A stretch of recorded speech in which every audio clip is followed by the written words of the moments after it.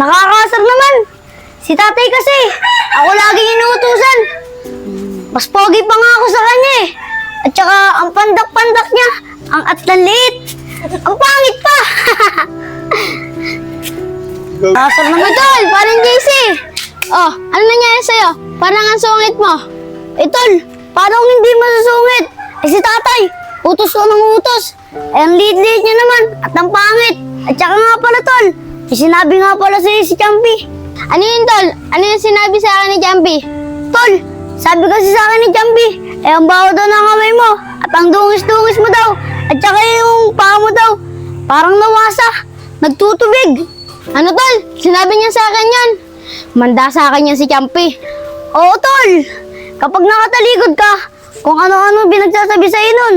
Sige, Tol. Maraming salamat sa'yo ah. Sinabi mo sa akin yan. Manda sa akin yan si Jumpy. Sige, tol. Di niya alam, binabakstab ko lang siya. Makaalis na nga. Oh, JC, buti na sa lubong kita. Pupunta sana ako sa bahay niyo eh kasi kukunin ko yung labadang pinapalaban ng tatay mo.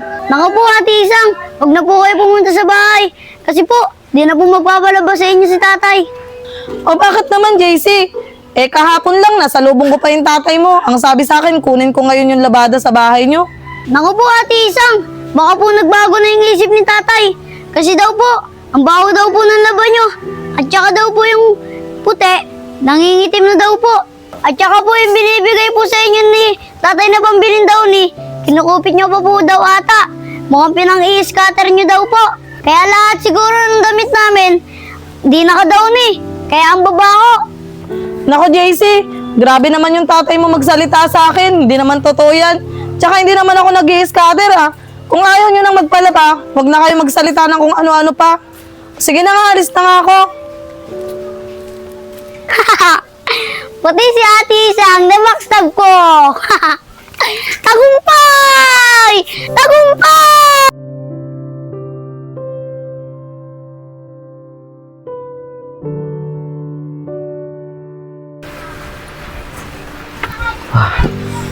JC, nakuha na ba ni Ate Isang mo yung labahin? Tay! Sabi daw po kasi ni Ate Isang, ang babaw niyo daw po kasi magpasahod. At saka daw po, ang hirap daw po laban ng mga damit natin. Ang dudumi daw po. Sinabi niya yun? Opo, Tay. Kahapon, kausap ko siya eh. Sabi niya, kukunin daw niyo yung labahin dito sa bahay. Tapos nagsalita pa siya ng ganun. Eh kung nagre-reklamo siya, dapat nagsabi na lang siya sa akin para nadagdagan ko yung sahod niya. Grabe naman yun eh. Hindi naman niya kailangan magsalita ng ganun eh. Mga po sa inyo, Tay.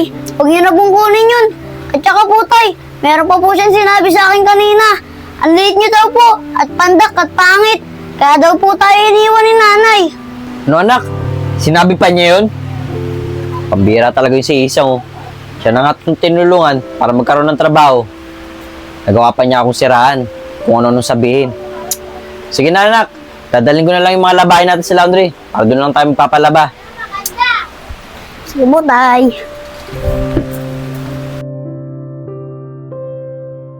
Sino kaya yung Tagal naman ni kong Paring Barok babaksarin? Kung kailan paluto na yung adobo kong pana medyo maangang, masarap na pulutan yun. Sana dumating na si Paring Barok. Uy! Ayun! Si Kuya Agustin. Mukhang hinihintay siya. Si Kuya Barok pala yung hinihintay na ito. Kuya Agustin! Oh, ikaw pala, Jesse. Sino po ba yung hinihintay nyo? Si Paring Barok kasi nag-usap kami na magiinom kami ngayon. Luto na yung adobong pang manok dyan. Ganun po ba? Oh, bakit Jesse? Nasa lubong ba si Paring Barok ko? Opo, Kuya Agustin eh. May sinabi nga po siya sa akin eh. Ayaw ko daw po niya inuman. Kasi daw po, ang baho daw po ng hilinga nyo. At saka po, pag nalalasing daw po kayo, nagwawala daw po kayo. Ayun, umuwi na lang siya. Jesse, totoo ba yung sinasabi mo? Na ayaw kong kainuman ng Paring Barok ko? Eh kung ayaw niya akong kainuman, di wag. Ayoko na rin siya kainuman. Di bali na lang, maghanap na lang ako na iba kong kainuman. Tama yun, Kuya Agustin. Siya na nga po yung pinapainom. Maarte pa. Ano po, Kuya Agustin? Uwi na po ako ah. O teka lang Jesse, salamat nga pala sa sinabi mo. Sige, makakauwi ka na. Sige po, Kuya Agustin. Sige, ingat ka dyan. Nakakaya ata kay parang gusto niya. Tinangali ako Baka hinihintay na ako yun Makapunta na nga. Oh, Kuya Barok! Saan po kayo pupunta? Kay parang gusto hinihintay ako. Magiinom kami. Alam mo naman, linggo ngayon. Naku po, Kuya Barok. Kung ako po sa inyo, huwag na po kayo tumuloy. Bakit naman, JC? Ba't hindi ako pa pwede pumunta ron? Kasi po, Kuya Barok, nakita ko po siya. May kausap po siya doon. At saka daw po, pinapairam ka na daw po niya. Ikaw pa daw po tong Marte. At saka daw po, pag nalalasing ka daw po, ikaw pa daw po tong matapang. Ano? Sinabi niya yun? Opo, Kuya Barok, sinabi niya po yun. Di ba nga po, pag bata, di po nagsisinungaling. Bakit totoo yung sinasabi mo? Ang dami niya pa sinasabi. Bakit ganyan yung sinasabi niya sa akin? Kung ayaw niya akong kainuman huwag na siya magsasalita ng ganyan. Siya nga itong pilit ng pilit sa akin mag-inom kami. Kung ayaw niya akong kainuman, kaya ko naman bumili ng alak diba? Sige, diyan ka na. Pupunta ako siya. Salamat na lang sa sinabi mo. At nalaman ko yung mga pinagsasabi niya sa akin abang wala ako ron. Sige na. Sige po, Kuya Barok.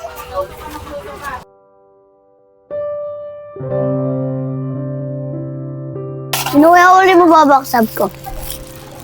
Uy! Ayun! Yung dalawa! Champi! Matmat! Bakit, JC? Champi! Alam kong kaibigan na si Bola, pero iba na yung sinasabi niya sa inyo eh. Ang papangit niya daw. Mas mukha daw kayo mga paa. No, sinabi niya yun. Kaibigan pa naman natin siya. Tapos ganun naman pala sasabihin niya, hindi maganda. Oo nga! Sabi niya mukha kaming paa. At hindi lang yun. Mukha daw kayong kalyo sa paa. At saka, mukha daw kayong alipunga. Ganun ba? Grabe naman si Bola. Kailangan natin siya makausap. Tama ka nga, Champi. Sige na, Tol. Dito na ako. May pupuntahan pa kasi ako eh. Uy! Ate Angel! Saan po kayo pupunta? O JC, dito lang. Kasi inaya ako ni Mukoy. Kakain daw kami sa labas. Ano, Ate Angel? Kakain po kayo sa labas. Sabi niya po, gastos daw po siya ng gastos sa inyo. Tapos ang tagal niyo daw po siyang sagutin. Ano? Sinabi niya yun sa akin? Akala ko pa naman, napakabait niya sa akin. Ayun pala, ganun pala mga sinasabi niya. Opo, Ate Angel. Pero hindi lang yun. Ang lakas niyo pa po daw kumain. Buti na lang, JC. Sinabi mo agad sa akin. Di na ako pupunta sa kanila. Alam na Angel. Sunduin ko na lang para mapabilis yung date namin. Oh, Kuya Makoy. Pormadong-pormado ka. Saan ang punta? Dito lang kay Angel. May date kasi kami. Inaya ko siyang kumain sa labas. Kaya na pa ako siya hinihintay. Tagal niya eh. Alam mo, Kuya Makoy, kung ako sa'yo, maghanap ka na lang ng babae i-date. Kasi may sinabi sa akin si Ate Angel. Sinabi? Ano naman yun, JC? Kuya Makoy, ito kasi yung sinabi sa akin ni Ate Angel. Pag umakakbay ka daw po sa kanya, nangangamoy putok ka daw. Tinitiis niya lang daw po. Talaga? Sinabi niya sa akin yun? Pwede naman niyang direkta sa akin eh. Ba't pinaparating ko sa'yo? Ewan ko nga po dun eh. At saka po, mayroon pa po siyang isang sinabi. Mukha ka daw kanggaro. At saka yung mga outfit mo daw, mukhang pang tito. Ganun ba? Salamat sa'yo kasi sinabi mo sa akin yan Okay, dito na ako. Kakausapin ko na si Angel. Sige po. Tagumpay! Tagumpay!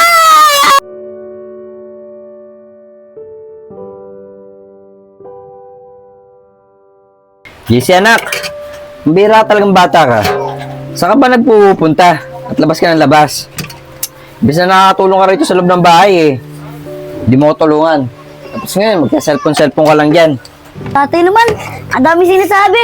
Nandiyan lang po ako sa labas. Kalaro ko lang po yung mga kaibigan ko. Hello. Sige na, mamaya magwalis ka dyan Sige po. Paring Aris! Paring Aris! Ano yun? Lumabas ka dyan! Lumabas ka dyan, Paring Aris! Oh, teka lang. Bakit nagkakagulo kayo? Ano po bang kailangan nyo? Ilabas mo yung anak mo! May ginawa kalukuhan sa amin lahat yan Teka lang. Hindi po tayo magkakaintindihan yan ano po bang ginawang kalokohan ng anak ko? Pare, ang anak mo, siniraan ako rito kay paring Gustin. Ano ba, alam mo ba sinabi niya? Malakas lang ako mag-ino at malakas ako mamulutan. Kaya sira ako kay paring Gustin Kaya ilabas mo yan para magpaliwanag kay paring Gustin. Di ba, paring Aris, sinabi ng anak mo, sinabi rin ni paring Barok, mabawa ining ako. Yung anak mo, pagsabihan mo. Oo nga, Aris. Ako, sinabihan ng anak mo, ang baho ko daw maglaba. Tapos pinangi-scatter ko daw yung pambilin downy. Tama ba naman yun? Ilabas mo yung anak mo! Ilabas mo! Oo nga, sabi ng anak mo, may putok daw ako. Sabi naman Angel, wala daw. Oo nga, sabi nga ng anak mo, malakas daw ako kumain. Tapos, nagpapalibre lang daw ako kay Makoy. Hindi naman totoo. Aris pala kay Aris! Ako! Sinabi sa akin ni JC, mukha daw ang paa na meron kalyo. Oo nga. Tapos sinabi sa akin ni JC, baho daw ng kilikili ko. Tsaka hindi daw po ako naliligo. Namamasado yung bago. Oo nga!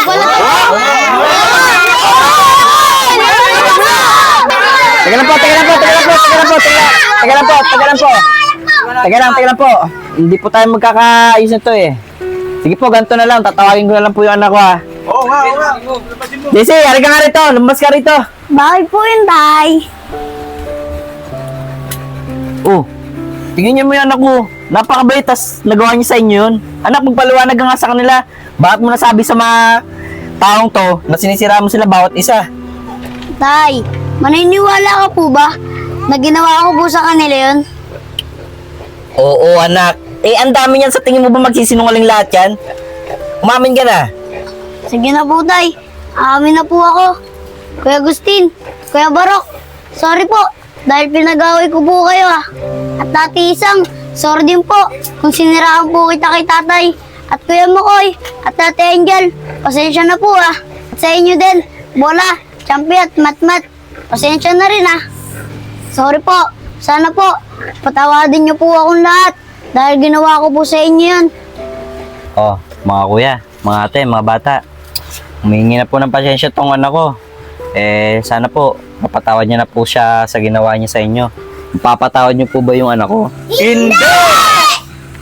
Teka. Hindi tayo magkakaintindihan. Total, bata naman to.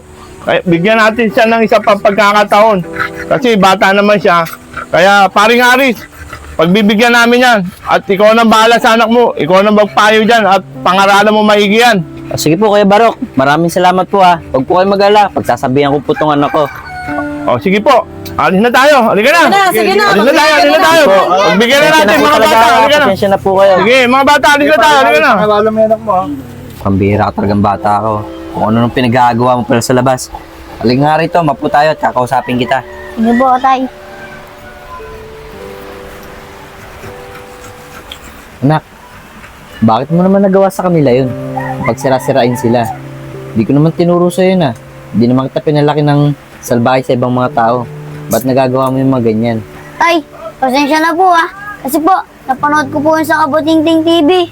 Yung backstabber po. Kabutingting TV? Eh anak, napapanood ko rin naman yun eh. Alam mo ba anak, content lang yun. Ibig sabihin, hindi totoo yun. Kaya nga laging may nakalagay na disclaimer yun eh. Lahat ng ginagawa nilang video ay hindi totoo.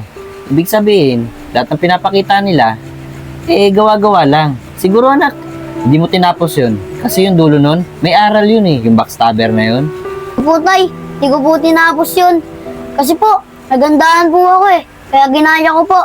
O kita mo na anak, hindi mo pa pala tinatapos yung palabas ng Kabutingting TV. E paano kikita yun?